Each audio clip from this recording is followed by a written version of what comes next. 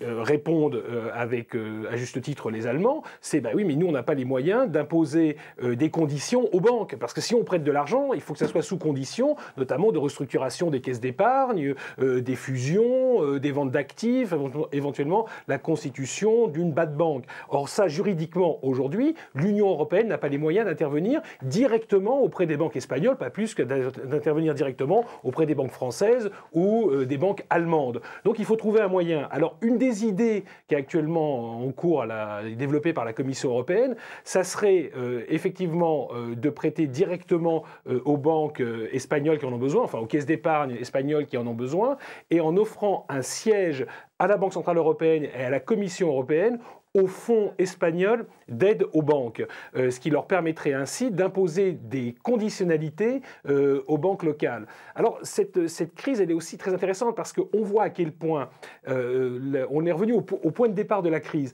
parce qu'on oublie trop souvent que la crise de la dette souveraine est en grande partie causée par une crise bancaire. La Commission européenne aujourd'hui a rappelé quand même qu'entre octobre 2008 et octobre 2011, les États, les 27, ont donné à leurs banques, pour sauver leurs banques, on leur a donné 4 500 milliards d'euros, c'est-à-dire 37% du PIB communautaire. C'est une somme absolument énorme. Une toute petite partie a été remboursée par certaines banques, notamment les banques françaises, mais le reste, ça a été pour la poche du contribuable. Et tout cela a concouru à accroître brutalement l'endettement des Européens et à causer la crise de la dette souveraine. Et maintenant, on est revenu au point de départ. Et donc les Espagnols, à juste titre, disent « mais nous, on n'a pas envie de tomber dans une situation à la Grèce parce que si on nous prête directement de l'argent, notre endettement va exploser et on va devenir insolvable à long terme. » Or, l'Espagne ne peut pas être sauvée de la même façon que la Grèce a été sauvée, que l'Irlande a été sauvée ou que le Portugal a été sauvé. C'est absolument pas possible. L'économie espagnole est en dehors de notre portée. Donc il faut trouver un autre moyen. Alors là, il va falloir contourner la rigidité allemande là-dessus et essayer de les convaincre qu'il faut pouvoir prêter directement aux banques, évidemment, sous condition de restructuration, etc. Alors, comment faire pour éviter la catastrophe à plus long terme? Est-ce que l'union bancaire, c'est la solution? Je vous propose d'écouter le Premier ministre espagnol, Mariano Rajoy. D'après moi, il faut une intégration fiscale avec une autorité fiscale, mais aussi une intégration du secteur bancaire, une union bancaire avec des eurobonds et une entité de supervision ainsi qu'un fonds de garantie européen. C'est ce que je propose au Conseil européen, c'est ce que je suis en train de faire en Espagne. Adoutman, donc pour l'immédiat, si en tout cas j'écoute bien, j'ai bien entendu Jean Quatremer, en tout cas concernant la Commission européenne, on pourrait donc prêter de l'argent s'il y avait un superviseur, c'est ça, dans les caisses régionales, donc qui pourrait superviser ensuite ce qui se passe en fait à l'intérieur de ces caisses régionales et mettre peut-être en place un mécanisme de surveillance. Mais si on pense un peu plus long terme, Michel Barnier a parlé aujourd'hui d'une union bancaire. Est-ce que vous pouvez nous expliquer en quoi ça consiste pour éviter justement que le scénario qu'on est en train de vivre en ce moment ne se reproduise? Alors, d'abord, je voudrais préciser que les 4 500 milliards d'aides aux banques, ce sont des aides qui ont été approuvées par la Commission européenne, mais ce ne sont pas nécessairement des aides qui ont été mobilisées. Donc, ce n'est pas nécessairement de l'argent qui est allé vers les banques déjà. C'est de l'argent qui potentiellement est là, par exemple, en termes de garantie, et qui, tant que la garantie n'est pas mobilisée, n'est pas dépensée par l'État. Ça, c'est une première chose à préciser. Une deuxième chose à préciser, c'est que même quand c'est l'État qui renfloue une banque, il y a des conditions nécessairement attachées à cette aide à la banque, notamment que la banque doit se restructurer et présenter un plan qui la rend viable sur le long terme. Alors après ça, on arrive à la question de l'union bancaire, qui est effectivement un objectif à plus long terme. Et on a fait ce matin, avec les propositions de la Commission, un petit pas en cette direction-là. On n'y est pas encore, parce qu'une vraie union bancaire, ça voudrait dire un fonds, par exemple, de sauvetage des banques qui soit européen, un fonds de garantie des dépôts qui soit européen. Et pour le moment, ce qu'on essaie de faire, c'est harmoniser le système, mais les fonds restent au niveau national. Donc, ce qu'on a proposé ce matin, c'est avoir une meilleure prévention des crises bancaires. Ça, c'est très important, qu'on voit arriver avant. Et ça, c'est dans la crise une des leçons aussi, y compris pour la crise immobilière. Maintenant, on surveille ce genre de déséquilibre au niveau national. Et on n'aurait pas laissé passer cette bulle dans le passé en Espagne si on avait eu les règles qu'on a maintenant. Le système financier, la crise financière, elle date quand même de 2008. Si je me rappelle bien, Lehman Brothers, on est en 2012. Et 4 ans après, on se pose la question de mettre en place un système de prévention. C'est un peu tardif, non?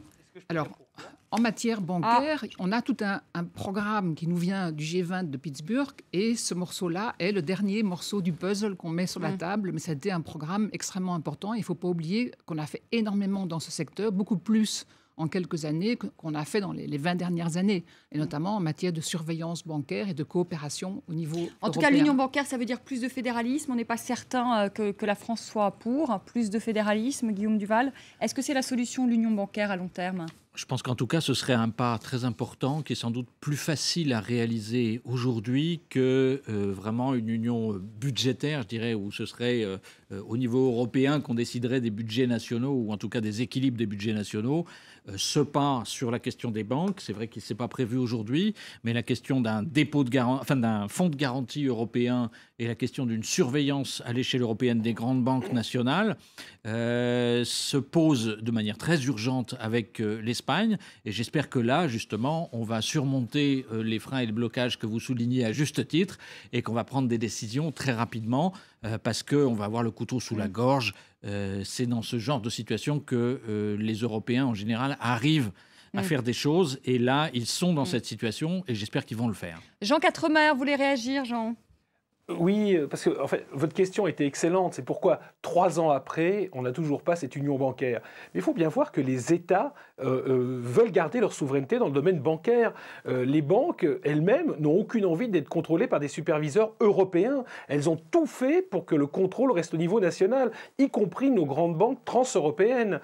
Tout simplement parce que c'est une question de souveraineté. C'est une question pour les banques aussi de ne pas dépendre d'une autorité sur laquelle ils n'ont aucun moyen de pression, alors qu'elles ont des moyens de pression sur les autorités nationales, ce qu'elles perdraient si l'autorité était à Bruxelles, et c'est pas pour rien qu'elles freinent des 4 fers. Donc il y a vraiment aujourd'hui un combat national qui est mené à Bruxelles. C'est pas la Commission européenne qui est responsable, c'est pas les institutions communautaires qui appellent à ce fédéralisme bancaire. Ce sont nos États et ce sont nos banques qui y résistent. Alors justement, Jean-Paul Belbès, vous êtes chef économiste au Crédit Agricole. Ce sont nos banques qui résistent ? Et ce sont nos banques centrales. Parce que il se trouve que j'ai écrit... Oui, mais il sourit. Mais oui, mais c'est très important. C'est jamais les banques. C'est jamais les banques. Attendez, je vais vous dire, soyons techniques là-dessus. Les banques centrales ne sont pas simplement responsables de la hausse des prix. Elles sont responsables de la qualité du système bancaire et financier. Et en France... En Europe en général, on dit on va d'abord s'occuper de la lutte contre l'inflation et ensuite on verra la qualité des systèmes bancaires et financiers. Ça n'est pas vrai. Lutter contre l'inflation, c'est bien, et aussi important, lutter pour la stabilité des financières. Et donc je jugerai, pour moi, la responsable, c'est la Banque centrale espagnole. Parce que c'est la Banque centrale espagnole qui devait s'occuper de ça. Et il se trouve que dans ma position, je suis allé. Ils m'ont dit, ne vous inquiétez pas, nous avons des provisions ex-ante, etc. Ne vous inquiétez pas, c'est sous contrôle. Alors que ça n'était pas le cas, alors que tout le monde leur disait. Bon, la deuxième chose, ce n'est pas les grandes banques espagnoles qui sont en jeu, c'est la proximité qui doit être mise en œuvre. C'est-à-dire qu'il faut des règles techniques pour que la Banque centrale espagnole ou ailleurs regarde ce qui se passe. Et quand le crédit au logement se développe à 8 ou 10% et va beaucoup plus vite que l'économie, il y a quelque chose.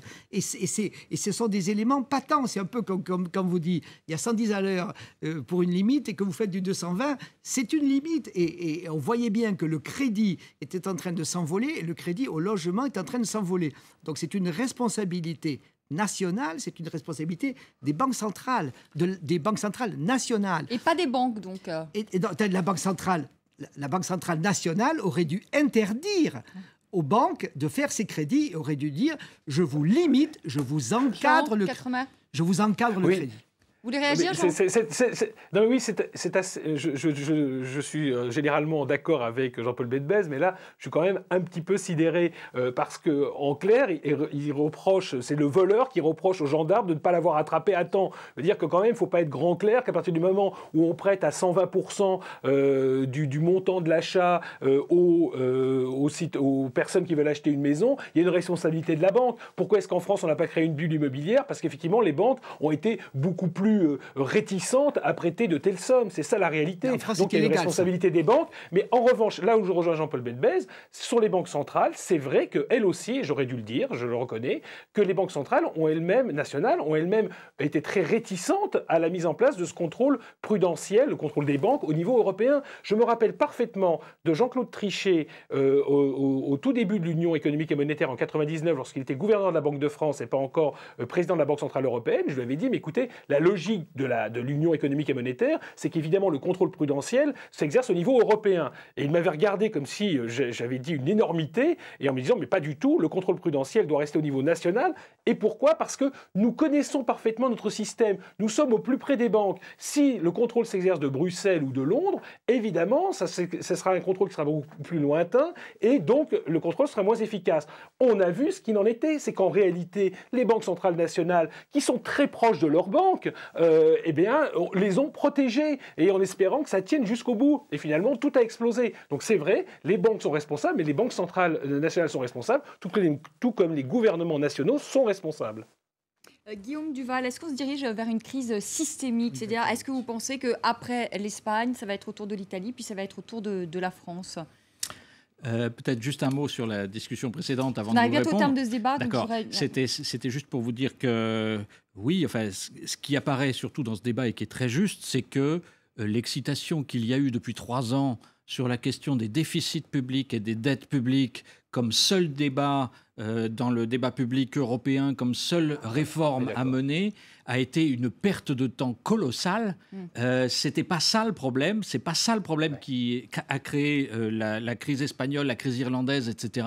C'était les problèmes dont on discute là maintenant, qu'on aurait dû déjà débattre et régler. J'espère qu'avec la crise espagnole, on va être obligé de les régler très vite. J'espère qu'on avancera et que personne ne freinera. C'est vrai qu'il n'y a pas que les Allemands qui freinent là-dessus. Il y a aussi les inspecteurs des finances français. Oui, les Français aussi. Les Français ne sont pas à fond pour le fédéralisme non plus. Hein. Oui, surtout les hauts fonctionnaires français aiment bien pouvoir passer comme ça du Trésor, enfin du ministère des Finances à la tête d'une grande banque ou le lendemain à la Banque centrale et se retrouver entre copains de promotion. Mais simplement, est-ce qu'on risque une crise systémique ? Oui, si on ne fait pas ce qu'il faut rapidement. On a déjà, les politiques budgétaires trop restrictives qui ont été menées ont déjà conduit l'Europe à revenir dans la récession. Si en plus on n'est pas capable de régler la crise bancaire espagnole rapidement, on risque non seulement une crise économique, mais une crise sociale et politique très grave. Il y a Joschka Fischer, qui est l'ancien ministre des Affaires étrangères allemand, qui a fait une tribune dans la presse allemande la semaine dernière pour dire « Est-ce que l'Allemagne va une nouvelle fois mener l'Europe à la ruine ?» C'était la question qu'il posait. C'est vrai qu'elle est justifiée. Jean-Paul Belbèze, je sais que sur l'Allemagne, vous ne serez pas d'accord, mais sur le risque aujourd'hui, par exemple, est-ce que les banques françaises sont menacées aujourd'hui ? Attendez, aujourd'hui, la Banque centrale européenne doit faire du crédit illimité et continuer le crédit illimité qu'elle fait aux banques. Ça a été fait aujourd'hui, ça a été dit aujourd'hui. Monsieur Draghi, aujourd'hui, a dit « Je ne baisse pas mon taux d'intérêt, mais il le fera la fois prochaine ». Mais les crédits que j'ai prévus et qui devaient se maturer, être remboursés dans les 3 mois à la fin de l'année, c'est prolongé. Les crédits qui ont été faits à court terme et les crédits à 3 ans, il faut les prolonger. Il faut en particulier que les banques espagnoles et les banques italiennes n'aient plus la pression à l'heure actuelle de la liquidité. Un jour ou l'autre, nous aurons des nouvelles règles bancaires. Un jour ou l'autre, tout ceci sera fait. Un jour ou l'autre, c'est dans 3 ans ou dans 5 ans. Pendant ce temps-là, on ne sera pas bien. Tandis qu'aujourd'hui, on peut dire c'est de la liquidité. Et aujourd'hui, M. Draghi l'a fait. Les épargnants français ne doivent pas avoir peur. Pas du tout. Ça n'a rien à voir. C'est-à-dire que... On ne va pas voir toutes les banques s'écrouler. Mais non, attendez. C'est du crédit qui est fait par la Banque centrale. Et le crédit qui est fait par la Banque centrale soutient des banques espagnoles et des banques italiennes, des caisses d'épargne espagnoles et des banques italiennes, des caisses d'épargne italiennes aussi, qui sont en difficulté, pour leur dire, vous avez du temps. Et quand vous avez une crise, le fait d'avoir du temps, c'est extraordinaire. Si je vous dis, madame, il faut que vous vendiez les maisons et que vous avez 2 jours, mais si je vous ai dit 2 ans, si je vous dis 3 ans, vous n'aurez pas le même prix. Et le fait d'avoir de la liquidité, ça vous donne du temps et ça vous donne donc un prix différent. Si je pousse... Aujourd'hui, je fabrique la catastrophe. Si je donne la liquidité, je l'atténue. Jean Quatremer, rapidement, les banques françaises sont menacées. Jean-Paul Belbèze dit que non. Il connaît mieux les banques que moi, hein, donc puis j'espère, parce que moi mes économies sont dans les banques françaises, justement dans sa banque. Alors j'espère qu'il a raison, faites qu'il ait raison. Je le dis clairement. Non, mais je crois que la question fondamentale, vous l'avez posée encore une fois tout à l'heure, c'est la question effectivement du saut fédéral. Et est-ce que la France est prête à le faire? Et je suis d'accord qu'il y a des réticences très fortes en France, qui est liée au système économique et politique français, où il y a une interpénétration des deux milieux qui est extrêmement nuisible, où on ne veut pas renoncer à sa souveraineté. Donc la France a toujours été le monsieur moins de l'intégration communautaire, alors qu'aujourd'hui, il faudrait faire un vrai saut qualitatif vers une Europe fédérale, parce que tout simplement, la question qui se pose aujourd'hui, elle va se poser très rapidement. Hein. Ce n'est pas une question d'années, c'est une question de mois. C'est est-ce qu'on est prêt à faire ce saut fédéral, c'est-à-dire à s'intégrer davantage et à créer une véritable fédération européenne avec un contrôle démocratique européen. Et bien pour l'instant, aujourd'hui, je ne suis pas sûr, mais pas sûr du tout, effectivement, que le gouvernement français y soit prêt. Ce qui m'inquiète. Vous pensez que le gouvernement français n'est pas prêt, Anne Houthman? Alors, je ne sais Parce pas. que vous travaillez à la Commission quand même, donc vous les entendez quand même. Mais moi, je pense que l'Europe a toujours avancé dans les crises. Donc, je souhaite que cette crise-ci soit aussi l'occasion, justement, de réfléchir. Elle nous a montré notre interdépendance et à quel point, pour trouver des bonnes solutions, il faut les trouver au niveau européen. Donc, il faut plus d'intégration européenne qui puisse s'appuyer aussi sur une légitimité démocratique plus grande. Et je crois que c'est le pas qu'on doit faire maintenant. Merci Anne Houthman d'être venue. Merci Jean-Paul Bedbez, merci Guillaume Duval et merci également à Jean Quatremer qui est avec nous en direct de Bruxelles. Très belle soirée. Je vous retrouve demain 19h10 pour un nouveau débat sur notre antenne. À demain.